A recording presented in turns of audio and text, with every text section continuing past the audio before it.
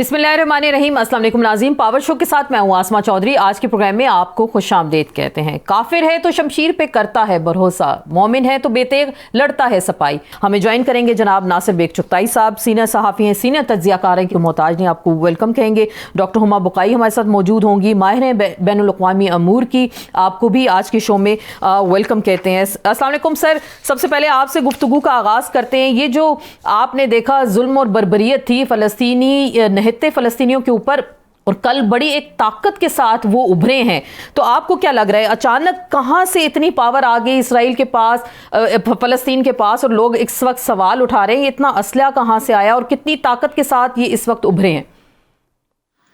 पहले तो ये इसराइली अखबार अगर देखें आप, डॉक्टर हुमा बुकाई बैठी हैं, बड़ा मुताला है इनका, बड़ा ज़बरदस्त काम भी है। ये बताएंगे आपको जो उन्होंने जहाज इस्तेमाल किए, अगर आप गौर करें, जी जी, उन्होंने मोटरसाइकिलों पर जहाज बनाए और उस पर उड़ के उन्होंने बॉर्डर पार किया है और फिर अटैक पे गए वो।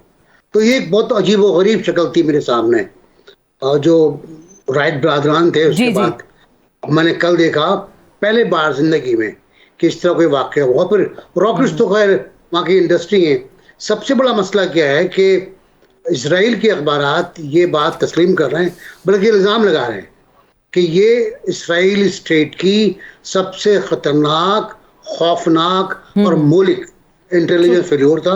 और साथ साथ वो कह रहे हैं कि 5 आइज जो हैं, 5 आंखें दुनिया की जो नजर रखी होते हैं दुनिया पर, अमेरिका, बरतानिया, फ्रांस वगैरह वगैरह, ये उनकी भी नाकामी है इंटेलिजेंस की, कि वो जमा होते गए, इनका लश्कर बन गया। अगर आप देखें तो लश्कर की तरह आगे बढ़ रहे हैं, वो सहरा में दौड़ रहे हैं, वो बॉर्डर में घुस रहे हैं, 5 शहरों में घुसे हैं वो उनके। और उनको पता तक नहीं था, ब्रिगेडियर मारा गया, ये जनरल गिरफ्तार हो गया, 50 फौजी स्ट्रीट पे मारे गए उनके।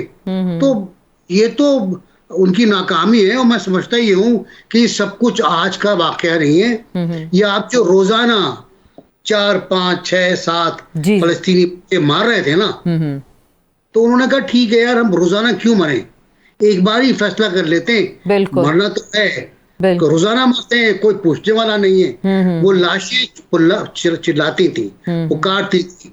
आपने वॉइस लिया, एक बार मेरी बात हमारे एक वार रूम में होती, वहाँ बुकाई भी थी, मैंने OIC के बारे में बात की, तो एक साहब ने कहा this is OIC, league of Nations और UNO, ये सब फलस्तीन की बर्बादी, तबाही, इलाके में जंग, इनके जिम्मेदार हैं। ये बिल्डअप हुआ है, और ये बिल्डअप इसलिए हुआ है कि फलस्तीनियों की नहीं सुनी गई।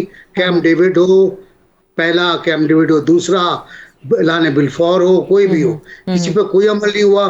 मुझे याद है नवंबर 1916 में जब मुकम्मल कब्जा हुआ था फलस्तीन पे बरतानिया का, तो ब्रिटिश कमांडर ने कहा था आज सलीबी जंगें खत्म हो गई। वो ये भूल गया था कि एक नई जंग शुरू करने जा रहा है वो। बिल्कुल। तो अब आपको लग क्या रहा है, अब खित्ते में तवाज़ुन की जब हम बात करते हैं, तो वो ऑलरेडी ज़ाहिरी बात है फ़लस्तीन के ऊपर बहुत जुल्म हुआ, इतने अरसों से वो आज़ादी की एक तहरीक थी, वो चल रही थी, और अभी उसमें ज़ाहिरी बात है एकदम से तेज़ी आ गई है। तो आपको क्या लग रहा है, एक जानिब 1.5 लाख से ज़ायद फ़ौज है, दूसरी जानिब निहत्ते फ़लस्तीनी है, लेकिन वो भरपूर तरीके से मैदान में लग रहा है कि वो इसराइल का गासबाना कब्ज़ा अपने इलाकों से हटवा पाएंगे, बैरूनी दुनिया को झंझोड़ पाएंगे इस वक्त अपने हक के लिए? अब कुछ तेजी आएगी आपको लगता है इस कॉज के लिए? देखिए, उन्होंने झंझोड़ तो दिया है, बिल्कुल। जब वो इसराइल में 500 लोग मर जाएं, 1500 जख्मी हो जाएं, एक इसराइली 10 के बराबर होता है, उनकी जो फिलॉसफी है। तो आप 500 को 10 से मल्टीप्लाई कर लीजिए, कितने हो गए। अस्पताल भरे हुए हैं उनके, और दुनिया हिली हुई है कि हुआ क्या है ये। तो वो जो अपना काम उनका कल बयान आया था कि हम अपनी आवाज पहुंचाना चाहते थे, हमने आवाज पहुंचा दी। अब उनके साथ जो कुछ भी हो, गजा को वीरान कर दे, तबाह कर दे, उसके लिए वो तैयार थे, वो कह चुके कि हम तैयार हैं इसके लिए। फलस्तीनी कहाँ जाएंगे? फलस्तीनी अब भी दर बदर है, कोई ठिकाना नहीं है। तो मेरा ख्याल है खतरनाक बात हुई है, बहुत शहरी मरे, इसराइल के भी शहरी मरे, फलस्तीन के भी, बहुत बुरा हुआ है। लेकिन और रास्ता कौन सा था बकौल उनके कि हमारे पास कोई ऑप्शन था ही नहीं। बिल्कुल। हम क्या करते? बिल्कुल। ओआईसी नहीं सुनती है, अरब लीग नहीं सुनती है हमारी, तो कहाँ जाए? कहाँ जाएं? बिल्कुल जाहिर बात है, ये जो सवाल पैदा हो रहा है। अस्सलाम वालेकुम डॉक्टर साहिबा, आपको वेलकम भी कहते हैं डिस्कशन में। एक जानिब इजराइल पे जो अभी हमले हुए हमास की जानिब से, और दूसरी जानिब हम इंटरनेशनल दुनिया के रिएक्शन की भी बात करें, आपको क्या लग रहा है कि मजीद अब इसमें कितनी पेशरफ्त हो सकती है और ये मामला कितना अरसा चलेगा आगे? देखिए जी, मैं तो ये गुजारिश करूंगी कि मेरा ख्याल है कि मिडल ईस्ट का 9-11 हो और सिचुएशन और मखदूश होगी। इजराइल जो था ये एक कंफर्ट जोन में था। ठीक। 50 साल पहले इस तौर पे इजराइल चैलेंज हुआ था जिस तौर पे आज चैलेंज हुआ है। सही। और इनफैक्ट मैं समझती हूँ इस वक्त उनका जो चैलेंज है वो ज्यादा उनके लिए तकलीफदेह है, क्योंकि उनका तो ख्याल था कि उनकी कंप्लीट कंट्रोल है सिचुएशन पे। तो एक तो इजरायलियों को खुद अब जवाब देना पड़ेगा, एक ह्यूज इंटेलिजेंस फेलियर। ट्रू। उनकी इंटेलिजेंस एजेंसीज दुनिया की बेहतरीन इंटेलिजेंस एजेंसीज में वो इंक्रिप्टेड मैसेजेस को दुनिया में बेहतरीन तौर पे डिसाइफर करती हैं, उसके बावजूद हमास ये कर सका, ये भी एक है। और इससे जुड़ा सवाल ये है कि क्या हमास अपने बलबूते पर एक ऐसी स्ट्रिप से ये सब कुछ कर सकता था जो 24/7 अंडर इजरायली सर्वेलेंस है। वहां से ह्यूमैनिटेरियन असिस्टेंस अंदर आ और बाहर जा सकती है। जो लोग आते जाते हैं उनको भी दिखाना पड़ते हैं परमिट, इस तरह वो अंदर आते जाते बाहर हैं। बिल्कुल। इस सूरत हाल में इतने इंटेंसिव पेनिट्रेशन को सक्सेसफुली करना हमास के लिए बड़ी बात है। और जो सवाल उठेंगे वो ये कि क्या कोई एक्सटर्नल हेल्प है, क्योंकि वो इसको किस हद तक सस्टेन कर पाएंगे। क्या ये सूरत हाल खत्म हो जाएगी इस 2-4 दिन के बाद, या वो इस रेजिस्टेंस को जारी रखेंगे, क्योंकि वो अंदर है इस वक्त इजराइल के।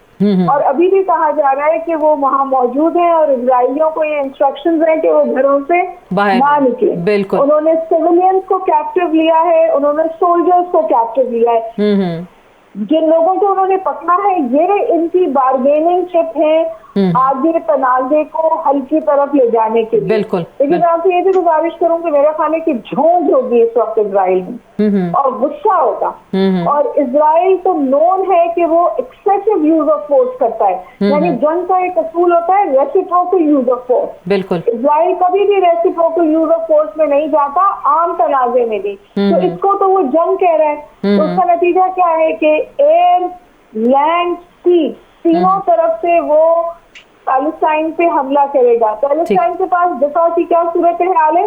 वहाँ मेरी एक गुफ्तगू हुई किसी से, उन्होंने कहा हमारा दिफा ये है कि हम सब एक जगह मिलकर बैठ जाएं ताकि अगर मरे तो साथ मरे। बिल्कुल। अच्छा, बहुत सारे लोग डॉक्टर साहिबा इस पे तनकीद भी इस वक्त कर रहे हैं। मैंने बहुत सारे लोगों को इस वक्त देखा, वो ये कह रहे हैं कि जी ठीक है, हमास ने हमला तो कर दिया, फलस्तीनी रहते हैं, कोई उनके पास मेडिकल सिस्टम नहीं है, दीगर कोई सपोर्ट सिस्टम नहीं है, तो बाद में वो भुगतेंगे इस चीज़ को। तो आपको क्या लग रहा है लेटर, अभी जैसे आप कह रही हैं कि उन्होंने कहा कि वो एक जगह इकट्ठे हो जाएंगे, तो ये मज़ाहमती ये जो अभी रद्द अमल आया है फ़लस्तीन की जानिब से, तो क्या इतनी आपको लग रहा है इनकी बैक होगी, इतना पावरफुल ये रद्द अमल रहेगा इतना अरसा कि वो बरकरार रख सकेंगे, अपनी शराइत को मनवा सकेंगे? क्या देखिए, जिन ग्राउंड रियलिटीज से हम अवेयर हैं तो ये तकरीबन नामुमकिनात में से है। ठीक। लेकिन ऑलरेडी इशारे हो रहे हैं इस बात की तरफ कि कोई एक्सटर्नल सपोर्ट है। तो अभी तो ऐसा लगता है कि पैलेस्टीनियंस की मिजरी में इजाफा होगा।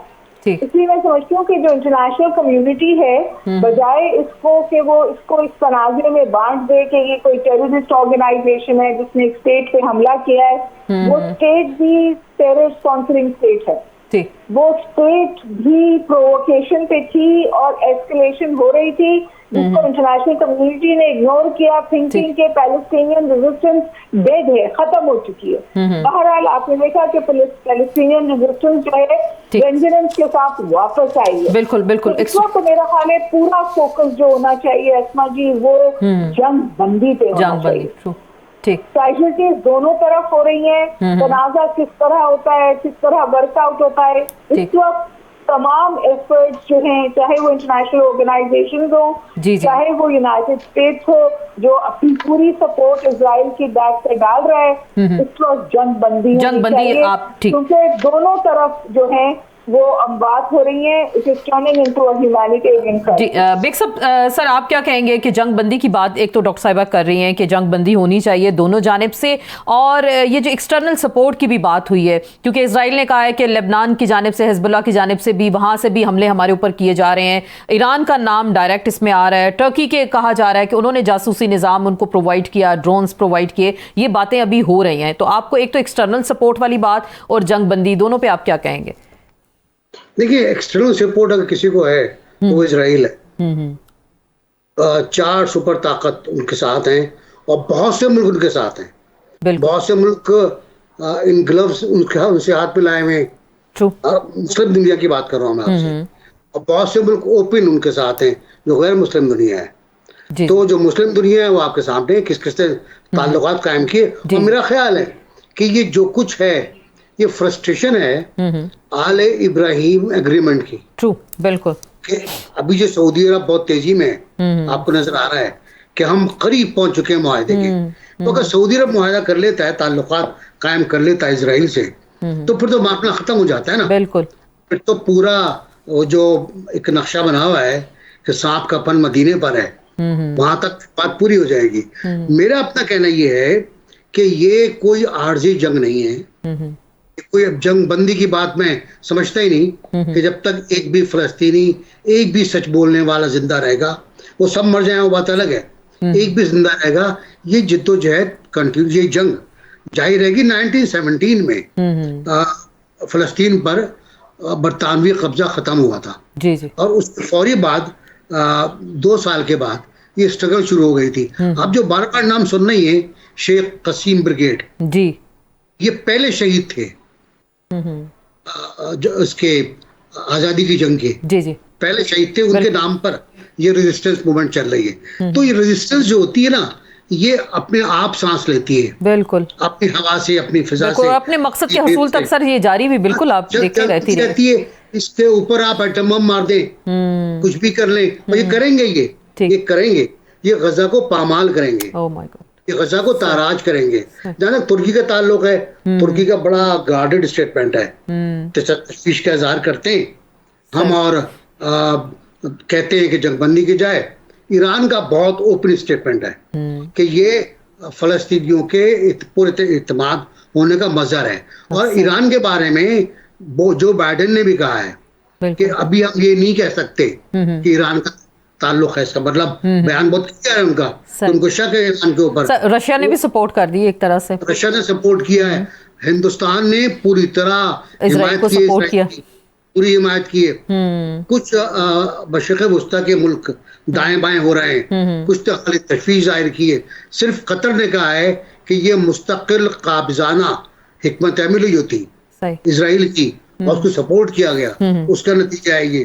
और यही ओपिनियन और लोगों का भी है, यही हमारा भी है कि अगर हम कैम्प डेविड पर ही अमल कर लेते जो लेटेस्ट था, तो शायद ये मसाइल पैदा नहीं होते। लेकिन कैम्प डेविड पर अमल नहीं किया गया, गजा को आपने मजबूर कर दिया। आप पानी आप देते हैं, बिजली आप देते हैं, राशन आप देते हैं, जब चाहते हैं राशन बंद कर देते हैं। डॉक्टर हुमा ने जो कहा फौजियों वाला, वो बहुत इंपॉर्टेंट बात है। एक ब्रिगेड जनरल है, उसका नाम निमरूद अलवानी है, तो ब्रिगेड जो एरिया कमांडर था गजा का, इजराइल का, वो गिरफ्तार है, कई ब्रिगेडियर गिरफ्तार हैं। ये बहुत बड़ी बार्गेनिंग चिप है जो इस्तेमाल होगी, और वो टनल्स के अंदर है, उनको घरोबंद रखा गया है, वो महफूज हैं टनल्स के अंदर, जिस पर इजराइल अटैक नहीं करेगा। सही। तो अभी तो इतनी बड़ी तादाद में सर उनके फौजियों को भी पकड़ धकड़ की गई और जो भी आबाद करे सुरंगों में ले जाया गया। डॉक्टर साहिबा, आपसे भी ये जानना चाहूंगी, एक तो जो अभी बात हो रही है, जाहिर बात है मज़ामती तहरीक है और वो कब से जारी है और आगे भी वो चलती ही रहेगी, जो कि गासिबाना कब्जा है इजराइल का। शायद अब वो वक्त आ गया कि पूरी दुनिया को अब झिझोड़ रहे हैं कि आप हमारे हक के लिए बात करना चाहें तो करें। लेकिन जो बात हम करते हैं, मिडिल ईस्ट की बात करते हैं, सऊदी अरब की बात करते हैं, तो मुस्लिम कंट्रीज बड़े अपोलोजेटिक हैं। बड़ी बदकिस्मती की बात है, खुल के उस तरह से बात नहीं कर रहे किसी के हकूक के लिए। तो आपको क्या लग रहा है, ओआईसी ने सिर्फ जो एक स्टेटमेंट दे दिया, बस खाली ये स्टेटमेंट तक ही महदूद रहेगा या कुछ प्रैक्टिकली काविश होगी इस सिलसिले में? देखिए, ओआईसी को तो मैं कंप्लीटली डिस्काउंट करती हूँ। मेरा नहीं ख्याल ओआईसी का कोई किरदार है।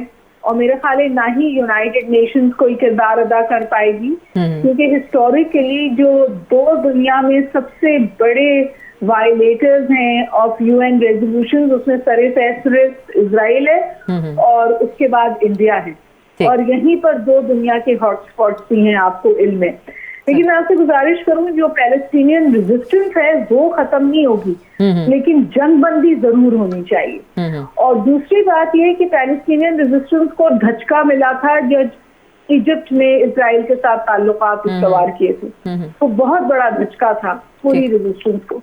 उसके बाद दूसरा बड़ा झटका था इब्राहिम अकॉर्ड, और अब तीसरा बड़ा झटका था जो ये ग्रैंड अलायंस होनी जा रही थी बिटवीन सऊदी अरेबिया, इजराइल और यूनाइटेड स्टेट्स ऑफ अमेरिका। तो इन सम वेज हम ये देख रहे थे कि जो ट्रेडिशनल अलायंस थे पैलेस्टाइन के या पैलेस्टीनियन स्टेट के सपोर्टर्स थे, वो ट्रेडिशनल अलायंस जो थे अब डिप्लोमेटिक कन्वर्जेंस में जा रहे थे इजराइल के साथ, और इजराइल के पास डी फैक्टो रिकग्निशन तो बहुत अरसे से, अब वो एक्चुअल रिकग्निशन की तरफ बढ़ रहा था।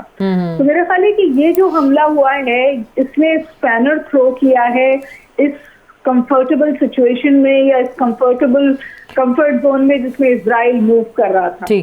और ये जो स्टेटमेंट्स आए हैं रशिया की तरफ से बिलखुसूस, और Hezbollah stop short of saying कि जी हम सपोर्ट करेंगे, लेकिन ये हो सकता है कि अगर ये कॉन्फ्लिक्ट एस्केलेट हो तो इजराइल को 2 बॉर्डर वॉर भी का कन्फ्रंट करना पड़े। लेकिन अब पूरी सूरत हाल में आप देखें कि एक अमेरिकन सियासत भी जो है वो कार फरमा है, और बाइडन को रिवाइवल चाहिए, तो बाइडन जो है वो वॉर प्रेसिडेंट भी बन सकते हैं।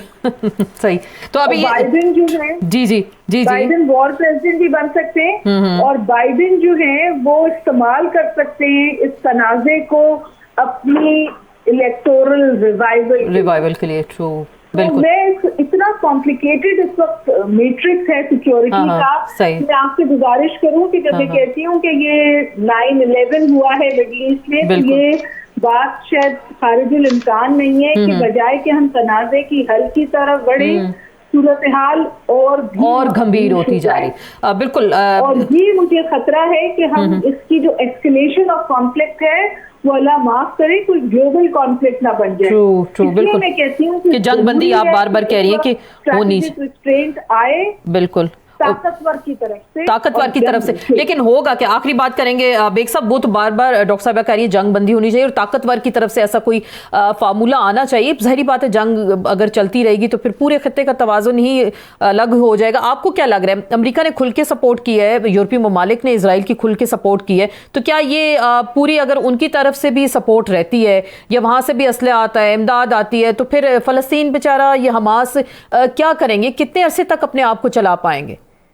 देखिए, बात यह है कि बाइडेन ने खुल के कह दिया है कि जो चाहिए हम देने को तैयार हैं, और ये कोई नई बात नहीं है, ये कोई पेशकश नहीं है, वो देते रहते हैं। वो F-35 तक चले गए देने थे उनको, वो लेजर गाइडेड तक चले गए, वो उन इक्विपमेंट तक चले गए जो 50 किलोमीटर तक देख सकते हैं अंधेरे के अंदर। लेकिन क्या हुआ उसका नतीजा? बिल्कुल फ्लॉप। 500 इसराइली मर गए, उनके 500 रुपए कब्जा है, वहां चल रही है, वहां इसराइली फौज हैंड टू हैंड लड़ नहीं सकती क्योंकि शहरियों की मौत का खतरा है। तो एक अजीबोगरीब सूरत हाल है।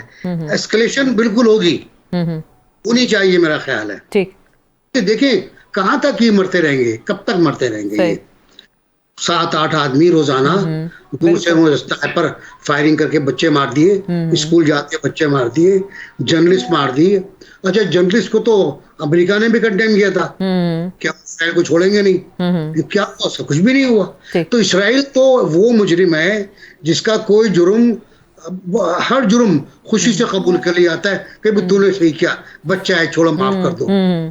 फलस्तीनियों के साथ को सजा देनी होती है, बिल्कुल, इसको सजा दो, इसको मुर्गा बनाओ, इसको डंडे मारो, इसे कत्ल कर दो।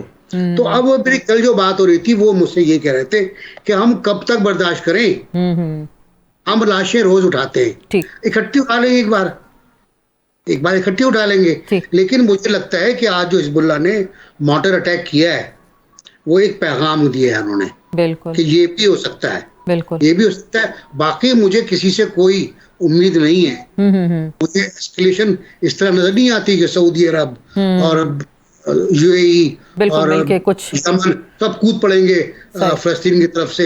ऐसा नहीं होना। सर पहले नहीं हुए, इतने अरसे से निहत्ते लोग मर रहे हैं। रमजान में शहीद किया जाता है, मस्जिद अक्सा में जो मनाजर देखते हैं सर, एक बयान आ जाता है और बिल्कुल। मस्जिद अक्सा के अंदर जो हो रहा है, अल अक्सा में जिस पर पहला ओआईसी हुआ था कासाब्लांका में और दूसरी लाहौर में हुई थी, उसको भी सब ठंडे पेटों बर्दाश्त कर रहे हैं। सही, तो आइंदा भी शायद। लेकिन चले सर बहुत कुछ, लेकिन रेजिस्टेंस जारी रहेगी। जी जी जी फरमाइएगा। मैं कह रहा हूँ कि मज़ाहमत जारी रहेगी। मज़ाहमत आप कह रहे हैं जारी रहेगी। बहुत बहुत शुक्रिया डॉक्टर साहब। रह सकती है और रह सकती है, जाहिर बात है, बिल्कुल। और इससे पार भी नहीं। जी नासिर बेग चुगताई साहब आपका बहुत शुक्रिया, डॉक्टर हुमा बुकाई साहिबा आप दोनों मेहमानों का शुक्रिया। और बार बार यही वो कह रहे थे बेग साहब के मज़ाहमत जारी रह सकती है और डॉक्टर साहिबा कह रही हैं कि जंग बंदी होनी चाहिए। इसी पे मजीद हम बात कुछ करेंगे, इंटरनेशनल रिलेशंस का जिक्र होगा। मुमताज़ ज़हरा बलोच साहिबा हमारे साथ मौजूद होंगी, तर्जमान है दफ्तर खारजा की, और उनसे पाकिस्तान के जो कुछ ताल्लुकात इस वक्त कशीदा हुए अफगान गवर्नमेंट के साथ और जो महाजरीन को वापस भेजने का मामला है, इस पर किस हद तक अभी पेशरफ्त हो चुकी है। अस्सलाम वालेकुम, आपको वेलकम भी कहते हैं डिस्कशन में। ये जो पाकिस्तान ने एक बड़ा अच्छा इनिशिएटिव लिया कि जो इल्लीगल हैं, गैर कानूनी तारकीन वतन हैं, जिन्होंने अपने आप को पाकिस्तान में रजिस्टर नहीं कराया, उनको मोहलत दे दी गई कि इतने दिनों में पाकिस्तान से जा सकते हैं। तो आपको लग रहा है क्या इस हवाले से कोई मजीद पेशरफ्त होगी, या फिर अफगान गवर्नमेंट की जानिब से पाकिस्तान के ऊपर कोई प्रेशर तो नहीं आएगा कि जी ठीक है आपके भाई हैं तो आप इनको मजीद कुछ अरसा रहने की इजाजत दें? देखिए अस्सलाम वालेकुम। एक तो मैं ये चीज बताना चाह रही थी कि जो पाकिस्तान की पॉलिसी आई है इलीगल फॉरेनर्स के बारे में, ये अफगानिस्तान के शहरियों से स्पेसिफिक नहीं है। ये जो भी किसी भी शहरियत से ताल्लुक हो, किसी भी कौमियत के लोग हों, जो भी इलीगल है इस वक्त पाकिस्तान में, ये उन पर अप्लाई करेगी। ठीक, तो और दूसरी चीज इसमें बड़ी क्लियर हमारी पॉलिसी ये है कि जो अफगान मुहाजिरीन, रजिस्टर्ड अफगान मुहाजिरीन है और यहाँ पर अमन से रह रहे हैं, उन पर भी ये पॉलिसी लागू नहीं होती। ये इलीगल्स के बारे में है जिन्होंने या वीजा ओवरस्टे किया है या ये बगैर पेपर्स के और डॉक्यूमेंटेशन के यहाँ पे रह रहे हैं। तो ये उनके बारे में बड़ी क्लियर पॉलिसी आई है और ये उन पे अप्लाई करेगी, चाहे अफगान नेशनल हो या कोई और नेशनल। ठीक, तो जो कानूनी तौर पे इस वक्त पाकिस्तान में रहे, कोई इनकी तादाद आप बता सकती हैं अफगान महाजरीन के हवाले से, अगर हम बात करें लीगल तौर पे जो रह रहे हैं? जी, अफगान महाजरीन जो कि हमारे पास रजिस्टर्ड हैं, उनकी 14 लाख हमारे पास की तादाद है, जो कि कंफर्म रजिस्टर्ड लोग हैं। उसके अलावा जो बाकी हैं जो कि इलीगल्स हैं, उनकी एग्जैक्ट फिगर्स नहीं है क्योंकि वो कहीं पे रजिस्टर्ड नहीं है, तो सिर्फ तखमीना लगाया जा सकता है। अच्छा भाई, तो अभी ये जो रिसेंटली कुछ ऐसी खबरें आई हैं कि अफगानिस्तान की जानिब से कुछ हमने देखा भी है ऐसी चीज़ों को कि जो अफगान जो गवर्नमेंट है वो टीटीपी बहुत प्रो हो गई और बहुत सारे कैदियों को जो कि उनकी जेलों में कैद थे उनको वहाँ से छोड़ा गया और वो पाकिस्तान के अंदर असरअंदाज हो रहे हैं। रिसेंटली जो दहशतगर्दी की कार्रवाइयाँ हुई हैं, बड़े हद तक उनमें अफगान तालिबान, जो तहरीक तालिबान पाकिस्तान जो वहाँ चले गए थे, वो उसमें मुलव्विस हैं। इस हवाले से पाकिस्तान हुकूमत का स्टांस क्या होगा और क्या कोई बाकायदा तौर पे एहतजाज किया गया है अफगान गवर्नमेंट से इस हवाले से? हाँ जी, ये इस मामले पर हम बहुत दिनों से, काफी महीनों से अफगानिस्तान के साथ बातचीत भी कर रहे हैं और ये हमारी दो तरफा बातचीत में भी ये चीज डिस्कस हुई है और बाकी भी इंटरनेशनल फोरम्स पे ये बात डिस्कस होती रही है कि अफगानिस्तान की सरजमीन पाकिस्तान के लिए दहशतगर्दी के लिए इस्तेमाल ना हो। और ये पाकिस्तान का एक कंसर्न है। और अभी 2-3 दिन पहले हमारे वजीर खारजा की अफगानिस्तान के कायम मुकाम वजीर खारजा के साथ भी मुलाकात हुई, उसमें भी ये हमारे जो इस पे तशवीश है हमें, वो उस पर बड़ी सैर हासिल गुफ्तगू हुई है। तो वहाँ का कुछ रिएक्शन आप बता सकती हैं कि वहाँ से कुछ रोकने के लिए कोई इकदाम किए गए हों या कोई रोकथाम की गई हो या सरहद पे जो वहाँ पे निगरानी की जाती है उस पर कोई सख्ती की जाए, कुछ ऐसी बात हुई उस समय? देखिए जी, ये तो अब उनकी जिम्मेदारी है कि वो इस चीज़ को यकीनी बनाएं कि पाकिस्तान के खिलाफ उनकी सरजमीन इस्तेमाल ना हो। ठीक है। और कुछ हमें उन्होंने बातें बताई हैं कि उन्होंने कुछ लिए हैं इकदाम, लेकिन इन दी एंड ये हम देखेंगे कि कितना फर्क पड़ा है यहाँ पर दहशतगर्दी में, और इस सिलसिले में हम उनके साथ बातचीत जारी रखेंगे। और जो ये गैर कानूनी ट्रेड हो रही थी अफगान बॉर्डर से पाकिस्तान की जानिब से, बहुत सारी चीजें वो जा रही थी, तो गैर कानूनी जो ट्रेड है उसको भी रोका गया है, क्योंकि देखा हुकूमत ने खासी इनिशिएटिव्स लिए इस हवाले से, तो वहां से कोई और प्रेशर तो नहीं आया पाकिस्तान के ऊपर इस हवाले से? जी बिल्कुल, उनके साथ हमने ये बड़ा क्लियरली बताया उनको कि हम अफगानिस्तान अफगानी हमारे भाई हैं और हम उनको तजारत में और ट्रांजिट ट्रेड में बिल्कुल उनको मदद करेंगे, लेकिन ट्रेड की जो हमने उनको सहूलियात दी हुई हैं उसको गलत मकासद के लिए इस्तेमाल नहीं होना चाहिए, क्योंकि उसमें से लूप होल्स लेकर लोग उसमें स्मगलिंग भी करते हैं। तो पाकिस्तान ने इस पर बड़ी अब स्ट्रिक्ट पॉलिसी दी है और कुछ हमने इकदाम का ऐलान किया है जो हम उम्मीद करते हैं कि ये जो स्मगलिंग हो रही है इसको रोका जाए, खत्म करने में मदद होगी।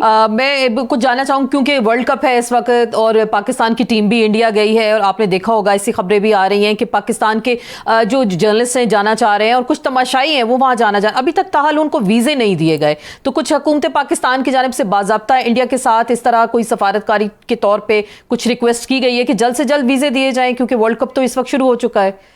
जी बिल्कुल, हमने ये बात इंडियन हुकाम के साथ की है और हम उनके साथ राब्ते में भी हैं, और हमने उन पर जोर दिया है कि बहैसियत मेज़बान उनका ये फर्ज है कि वो जर्नलिस्ट जिनकी आईसीसी के साथ एक्रेडिटेशन और रजिस्ट्रेशन हो चुकी है और वो स्पेक्टेटर्स जिनके पास टिकट्स हैं उनको जल्द से जल्द वीज़ाज इशू करें, ताकि वो जाकर वहाँ पर कवरेज भी कर सकें और वर्ल्ड कप में शिरकत भी कर सकें। ठीक, बहुत बहुत शुक्रिया। मुमताज़ ज़हरा बलोच साहिबा हमारे साथ मौजूद थी और पाकिस्तान ताल्लुकात के हवाले से भी बात की। बात होगी पाकिस्तान के सियासी हालात के हवाले से, और क्या वाकई ही इलेक्शन जो अभी इलेक्शन कमीशन ने अनाउंस किया कि जनवरी के आखिर तक हो जाएंगे, लेकिन अभी तक कोई डेट अनाउंस इस हवाले से नहीं दी गई, और सियासी जमातें लगता अभी कुछ ऐसा माहौल नहीं नज़र आ रहा कि इलेक्शन वाकई ही होने जा रहे हैं, और जो हलचल एक हम देखते हैं सियासी इंतखाबी रंग के हवाले से वो भी कुछ ग्राउंड पर नज़र नहीं आ रही। लेवल प्लेइंग फील्ड का मुतालबा भी किया जा रहा है, और क्या ये सारी बातें वाकई ही हम देखेंगे पाकिस्तान की सियासत में कि क्या वाकई ही तमाम सियासी जमातों को एक तरह का लेवल प्लेइंग फील्ड मिलेगा? इस पे मजीद बात करेंगे। हमें ज्वाइन किया है जनाब कमरुज़्ज़मान कायरा साहब ने, सीनियर रहनुमा पाकिस्तान पीपल्स पार्टी पार्लियामेंटेरियंस के। सर, आपको वेलकम कहते हैं आज के शो में। ये जो अभी इंतखाबी मैदान तो उस तरह से सजे नहीं है जिस तरह से पाकिस्तान की हम सियासत में देखते हैं। आपको लग रहा है इलेक्शन जो अभी जनवरी की डेट अनाउंस की, क्या वाकई अब जनवरी में हो सकेंगे?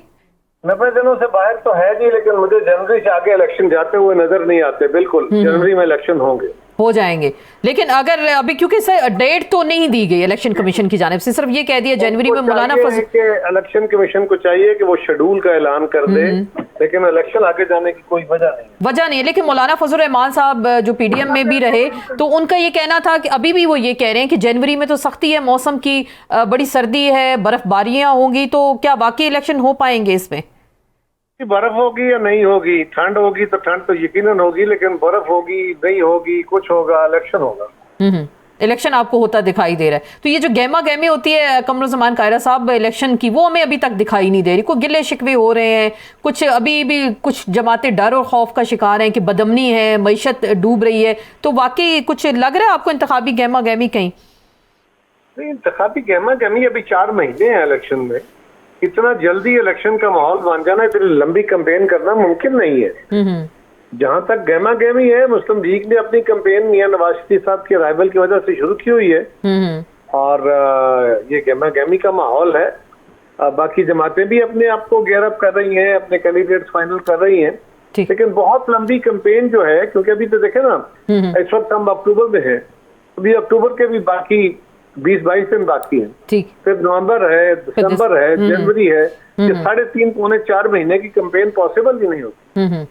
तो ये जो बिलावल भुट्टो जरदारी साहब ने शिकायत की थी लेवल प्लेइंग फील्ड के हवाले से, तो वाकई क्या मिल रही है लेवल प्लेइंग फील्ड आपकी जमात को भी और दीगर सियासी जमातों को भी?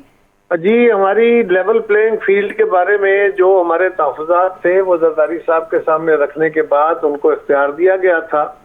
वो अब मुतल्लिका फोरम से बात करने के बाद पार्टी को अगले चंद दिनों में एतमाद में लेंगे, फिर मैं आपको बता सकूंगा कि हमारे उन तहफ़्फ़ुज़ात का एड्रेसल हुआ, कितना हुआ, नहीं हुआ। तो क्या ये लेवल प्लेइंग फील्ड बाकियों को भी मिल रही है? मेरा इशारा पीटीआई की जानिब है, उनके साथ तो ऐसा कोई सलूक नहीं हो रहा, तो फिर इलेक्शन कैसे आपको लग रहा है? वाकई नहीं मिल रही, जिसको नहीं मिल रही उसको मिलनी चाहिए। इलेक्शन सबके लिए बराबरी की बुनियाद पे होना चाहिए। अगर किसी जमात के खिलाफ, उनके कुछ कारकुनों के, कुछ तोड़ेदारान के खिलाफ कानून को मतलूब कुछ कार्रवाई है या कानून को मतलूब है, उनके खिलाफ किसी तरह के इल्जामात हैं, तो उनको उन इल्जामात की सूरत में अदालतों में पेश किया जाए, वो अदालतों का सामना करके अपने मुकद्दर का फैसला कराएं। लेकिन पीटीआई के बाकी लोग जो हैं, जो किसी केस में मुलव्वस नहीं है, जो किसी तरह की किसी इदारे के डेफमेशन में मुलव्वस नहीं है, वो हमारे बहन भाई हैं, हमारे बच्चे हैं, उनका पाकिस्तान के ऊपर उतना ही और वैसा ही हक है जितना आपका और मेरा है। बिल्कुल। लिहाजा उनको बिल्कुल अपना इख्तियार मिलना चाहिए। अगर उनके रवैयों में तलखी है, अगर उनके रवैयों में इंतहा पसंदी आ गई है, तो ये हमारे लिए फिक्र का बायस है। हमें चाहिए कि हम उनसे मुबाहिसा करें, उनको डायलॉग करके उनको कन्विंस करें। ठीक, तो अभी ये जो इंतखाबी गहमा गहमे की अभी आपने जिक्र किया, कुछ मियां नवाज शरीफ साहब के इस्तकबाल की तैयारियां हो रही हैं। आज सिंध से मोहम्मद ज़ुबैर साहब जो हैं वो ये फरमा रहे थे कि सिंध में पीपल्स पार्टी के साथ हमारा असल मुकाबला होगा, हम बताएंगे कि नवाज शरीफ साहब यहाँ पे भी रहते हैं, लोगों के दिलों में बसते हैं। क्या वाकई हमें, आप तो दोनों एलाए रहे इस हुकूमत में, तो अभी इंतखाबी मैदान में एक दूसरे के मुखालिफ नजर आएंगे? हमें बिल्कुल आपको नजर आएंगे, और ये उनका भी हक है, हमारा भी हक है। हम चाहते हैं कि मियां साहब का भरपूर इस्तकबाल किया जाए। वो कराची से भी करें, वो सिंध से भी करें, वो सारे पाकिस्तान की पॉलिटिक्स करें, बिल्कुल हमारी ख्वाहिश है। तो आपको नजर नहीं आ रहा मियां साहब पाकिस्तान आएंगे, वो सीधे जेल जाएंगे या फिर वो मीनार पाकिस्तान पे वाकई उनको इजाजत होगी जलसा करने की? देखिए, ये जो आपके और मेरे तहफ़्फ़ुज़ात हैं, ये उनकी जो लीगल टीम है वो बखूबी जानती है। लिहाजा वो उनके आने से पहले इन मामलात का हल निकाल के उनको अब बुलाएगी। ये तो नहीं हो सकता कि मियां साहब आए और वो कानून की वायलेशन में जलसागाह में चले जाए। उसका पहले कानूनी इंतजाम किया जाएगा, तभी वो जाएंगे, इसमें कोई दूसरी राय नहीं। तो तहरीक इंसाफ के जो चेयरमैन है वो जेल में है और इलेक्शंस होते हैं, तो क्या वाकई फिर उनकी पार्टी मानेगी या बाकी लोग इस चीज को मानेंगे इलेक्शंस के? कोई माने न माने जी, बात यह है कि लीडर जेल में है, किसी ने अपनी ख्वाहिश से डाला हुआ है या कानून को मतलूब है। अगर उसके खिलाफ कोई कानूनी कार्रवाई हो रही है, 180 केसेस हैं कायरा साहब, 180 केसेस हैं, आप भी जानते हैं, हम भी जानते हैं। 80 हो या सिर्फ 80 हो, ये मैटर नहीं कर रहा। सवाल ये है कि उनकी बेपनाह केसेस के अंदर तो जमानतें हो चुकी हैं, लेकिन जिन केसेस को उनको जमानतें भी तो ब्लॉक में मिलती थी ना, अनब्लॉक होती थी। ठीक, सवाल ये है कि इस वक्त जिन केसेस के अंदर वो ट्रायल उनके जारी हैं, वो तो प्राइमा फेसाई बड़े सख्त केसेस हैं। ठीक, और जिस भी के बंदे के खिलाफ केस है उसको अदालत के अंदर जाके अपने केसेस का दिफा करना चाहिए। यही खान साहब हमें कहते थे, यही उनको खुद भी इस पे अमल करना चाहिए। तो आपको लग रहा है पाकिस्तान में इंसाफ का अमल इतना वाकई क्विक है, इतना तेज है कि इतनी जल्दी स्पीडी जस्टिस मिल जाता है? क्योंकि एक से रिहाई होती है सर, दूसरी जमानत तो कैंसिल। जितना तेज है या जितना सुस्त है, इसी तरह के इंसाफ का पाकिस्तान के आम आदमी को, पाकिस्तान के कारोबारी तबके को, पाकिस्तान के सियासतदानों को, उन सबको इसी तरह का इंसाफ का निजाम मिलता रहा है। इसी के अंदर हम जिंदा हैं। खान साहब को तो बहरहाल बहुत स्पीडी इंसाफ भी मिलता रहा है। अच्छा, तो अभी नहीं नजर आ रहा आपको स्पीडी इंसाफ सर? देखिए, मैं तो ये कहता हूँ कि इंसाफ को सबके लिए स्पीडी होना चाहिए ना, किसी चंद अफराद के लिए तो नहीं। बट ये कहना कि जी हमारा इंसाफ का निजाम अच्छा नहीं है, तो ये किसी एक फर्द के लिए तो अच्छा नहीं है, ये तो सारे मुल्क के लिए अच्छा नहीं है। इसी निजाम में बहरहाल चलना है जब तक हम इसको ठीक नहीं कर देते। ठीक, नैब के हवाले से आप क्या कहते हैं? कल खुर्शीद शाह साहब भी फरमा रहे थे नैब ज्यादा मुतहरिक होगी, उसको अपने दायरे में रहकर काम करना चाहिए। तो आपको लग रहा है कि अभी इस इलेक्शन में नैब की जो ये तलवार है ये लटकेगी क्या सारे सियासतदानों के ऊपर? केसेस तो जैसे आप कह रहे हैं कि रीओपन हो रहे हैं, ये तलवार तो लटकती रहती है जी। सवाल ये है कि हमारी जमात को तो कोई इसकी फिक्र नहीं है। नैब का कानून पुराना है कि नया है, चेयरमैन ने भी इसकी वजाहत की है। जैसा भी हुआ हम इसका सामना करेंगे और हम इसको फेस करेंगे। बट सवाल ये है कि हम कह रहे हैं कि इंसाफ सबके लिए, एहतसाब सबके लिए, एक आंख से और एक हाथ से एहतसाब होना चाहिए। ठीक। ये अलग अलग बयान कायम नहीं होने चाहिए। ये हमारा मौक़िफ़ कल भी था, आज भी है। तो ये जो अक्सरियत की कायरा साहब राय, अभी हम बहुत सारे सियासी रहनुमाओं को सुनते हैं, वो बड़े दबंग होके राजा रियाज की बात कर लें, राना सनाउल्लाह की बात कर लें, वो ये कहते हैं जी जो ठप्पा है, जो इलेक्शन जो बैलेट पेपर है उस पर बल्ले का निशान नहीं होगा। तो क्या ये जो बात इस तरह जब की जाती है तो क्या वाकई समझा जाए कि वाकई बल्ले का निशान नहीं होगा? ये किसी की ख्वाहिश, किसी के कहने, किसी सियासतदान, किसी इंतजामी हुक्मरान, इनके कहने पे नहीं हो सकता। अगर किसी जमात को आपने अदालती अमल में, इंतखाबी अमल से बाहर होना है तो उसके लिए बड़ा सिंपल कुलिया है कि अगर उस जमात के खिलाफ कोई एलिगेशन है और उसको अदालत सजावार ठहराती है उस जमात को, तो फिर तो और सूरत है। अदरवाइज किसी के कहने पे, किसी की ख्वाहिश पे तो ये नहीं हो सकता कि आप किसी जमात को इलेक्शन ना लड़ने दें, उस जमात को महसूल जमात ना प्रोसेस में रहने दें, उसका निशान ना रहने दें। ये नहीं हो सकता। मेरी जमात को कोशिश की गई थी, जाना है, मेरी जमात को कोशिश की गई थी, लेकिन क्या मेरी जमात को पाबंदियां लगा देने के बावजूद हमारी जमात रुक गई थी, ब्लॉक हो गई थी। पीपल्स पार्टी को रोका गया, पीपल्स पार्टी पार्लियामेंटेरियन बनी, हमने इलेक्शन लड़े, निशान बदल के भी इलेक्शन लड़े, फिर भी हम जीते। तो ये जो अभी बातें हो रही हैं बदअमनी के हवाले से, मईशत तबाह हाल हो गई, मुल्क के हालात ख़राब हो गए, फजल रहमान साहब भी कल यही फरमा रहे थे, वो ये कह रहे थे कि सबको इलेक्शंस की पड़ी है, यहाँ रियासत डूब रही है, बदअमनी है, मईशत ख़राब है। आपको लग रहा है सियासतदानों की जानिब से ये बयानिया अगर सामने आता है तो फिर इसका मतलब कोई ना ही समझे ना, कोई इल्तवा की बात की जा रही है? नहीं, आप हाँ ही समझे, आप बिल्कुल हाँ समझे, ना समझे। उनकी अपनी ख्वाहिश, उनकी अपनी एक असेसमेंट है। मौलाना फजल रहमान साहब बड़े जय्यद आलम भी हैं, बड़े आला पाए के सियासतदान भी हैं। वो क्यों ये कह रहे हैं इसके बारे में तो मैं कुछ नहीं कह सकता, लेकिन एक बात बड़ी वाज़ेह है कि मुल्क का निज़ाम खराब है, मईशत खराब है, लॉ एंड ऑर्डर खराब है, इंतजामी ढांचा खराब है, इंसाफ नहीं मिल रहा। यस, सब कुछ है, लेकिन इसका इलाज क्या है? इसका इलाज बेहतर गवर्नेंस है। और बेहतर गवर्नेंस कहाँ से आएगी? किसी अथॉरिटेरियन निजाम से आएगी, हाइब्रिड निजाम से आएगी, जमहूरियत से आएगी? बिल्कुल, अवाम के नुमाइंदे आएंगे तो सर आएगी ना जी, अवाम के मुंतखब नुमाइंदे आएंगे तो आएगी। तो मैं तो यही कह रहा हूँ कि इंतखाब के अलावा कोई दूसरा रास्ता नहीं है, यही मैं गुजारिश कर रहा हूँ। ठीक, बहुत बहुत शुक्रिया। कमरुज़्ज़मान कायरा साहब हमारे साथ मौजूद थे। और आखिरी और वाहिद हल इंतखाबात ही हैं, और अगर हो जाए तो शायद पाकिस्तान के अवाम की तकदीर ही बदल जाएगी, जो कि हम पहले सुनते भी आए हैं, माजी में भी ऐसा होता आया है। इसके साथ ही आपसे इजाज़त चाहेंगे। ट्विटर पर आसमा एस चौधरी पे फॉलो कर सकते हैं। आपके फीडबैक का इंतजार रहेगा। इजाज़त दीजिएगा, अल्लाह हाफिज़।